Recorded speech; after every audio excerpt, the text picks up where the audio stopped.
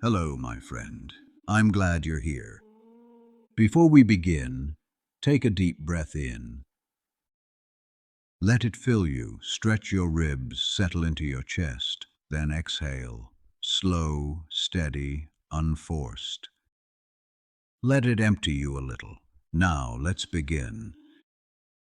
If everything you believed about yourself was taken away, your name, your past, your roles, what part of you would still remain real? It's not a comfortable question. It's not meant to be.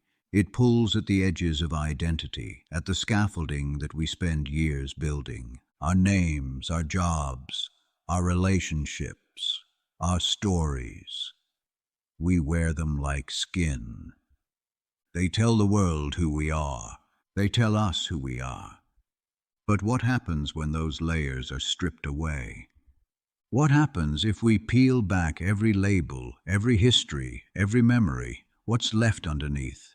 Most of us live inside definitions: parent, partner, professional, survivor, friend, dreamer, believer, skeptic. We collect them like shells, each one marking a stage of life. And somewhere along the way, the collection begins to feel like self. We forget that who we are is larger than the titles we hold. It's not our fault. The world rewards clarity. It wants to know what box to put us in. So we build boxes ourselves just to belong somewhere. But belonging to a label is not the same as belonging to yourself. Imagine for a moment waking up one morning with no memory of your story, no name, no past, no expectations attached to your face.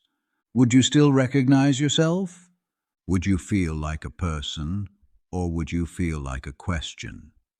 At first, maybe a question, because identity gives us structure. It's how we navigate meaning. But stay there long enough, and something quiet starts to emerge, a kind of awareness that doesn't depend on any particular history.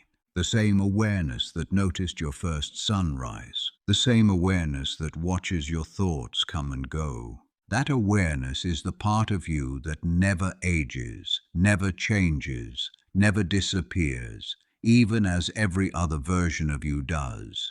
Call it soul, consciousness, essence, the word doesn't matter.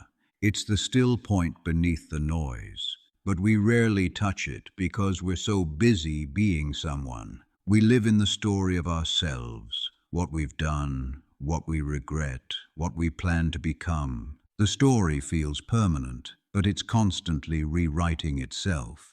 And when we confuse the story for the self, we start living for the image instead of the experience. We spend years defending things that were never meant to define us. We defend opinions we've outgrown, friendships we've outlived, identities that quietly stopped fitting long ago. We mistake consistency for truth, but the deeper you look, the more you realize how fluid you are.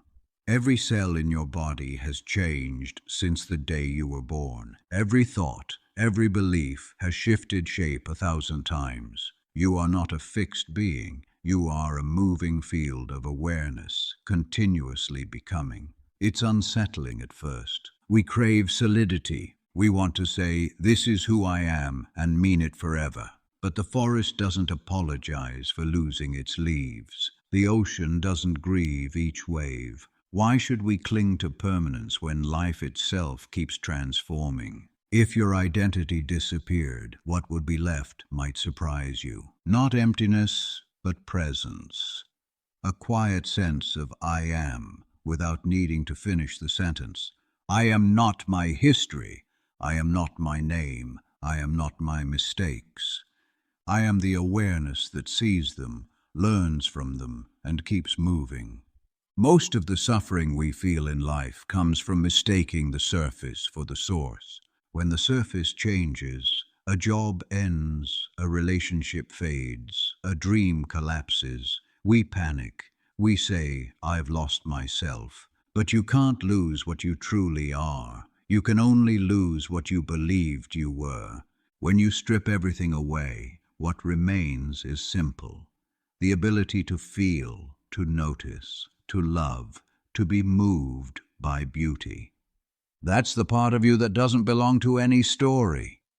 It existed before the first label was ever placed on you, and it will exist after every one of them fades. I think of this sometimes when I watch the sea. Each wave looks separate, defined, distinct, but the water beneath is the same. Waves rise and fall, crash and vanish, but the ocean remains untouched. Our identities are like waves. Our awareness is the sea. The waves make noise.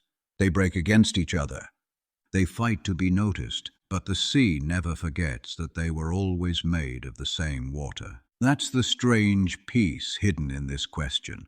When you realize that who you are can't be lost, you stop gripping so tightly. You can still love deeply, work hard, dream boldly, but you do it without panic, without the fear that everything will fall apart if the story changes, because it will change. That's not tragedy. That's life. And the part of you that watches, that breathes through every ending, will still be there when the next beginning comes. It's hard to touch that truth in a busy world. The moment you try to sit in silence, the mind rushes in to remind you of your roles. It whispers, "You're a parent. You're a friend. You have responsibilities. You have goals." And all of that is true. But beneath those truths is a deeper one. You were alive before any of them existed. You, as awareness, are older than your story. And when the story shifts again, as it will, awareness will still be here, watching, learning, being. So who are you really without the story, without the memories that give shape to your identity? You might think that question leaves you empty, but look closer. It leaves you free, free to change, free to forgive, free to begin again without dragging the weight of who you think you must be. Sometimes when people go through deep loss, the kind that strips away everything familiar, they describe feeling like a ghost. But eventually something else appears, a quiet strength. They begin to act not from habit, but from presence. They stop performing and start living. And that presence, that raw aliveness, that's what was there all along, beneath the costumes. You can touch it even without crisis.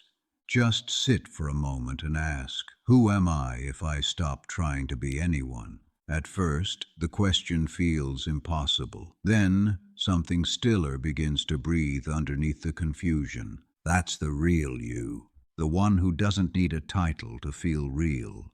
And when you live from that space, life feels different. You can hold things lightly, success, loss, change, because you no longer confuse any of them for your worth. You start to see yourself in others too, that same awareness shining through every pair of eyes. You realize you were never separate, just temporarily named. The mind will resist this. It will say, but if I'm not my story, what's the point?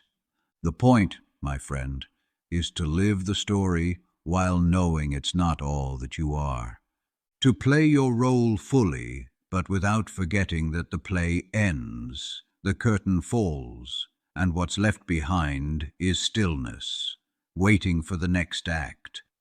And that stillness, the awareness beneath every name, is the thread that connects us all. It's what makes love possible. It's what makes forgiveness possible. It's what makes meaning real. So take a breath. You are here, right now, alive, aware, enough. Everything else is a costume, a temporary shape taken by something infinite. And maybe that's the answer. When everything you believed about yourself is taken away, what remains isn't loss. It's truth, the pure, unspoken truth of being. That part of you, the one that simply exists, has been here all along, quietly watching you become who you thought you were supposed to be. It doesn't judge, it doesn't hurry, it just waits for you to notice it again. You can stop chasing identity now. You can rest in being.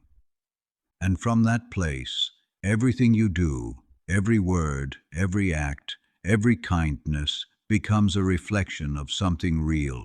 You are not what you've built. You are not what you've lost. You are not the sum of your stories. You are the awareness that holds them all.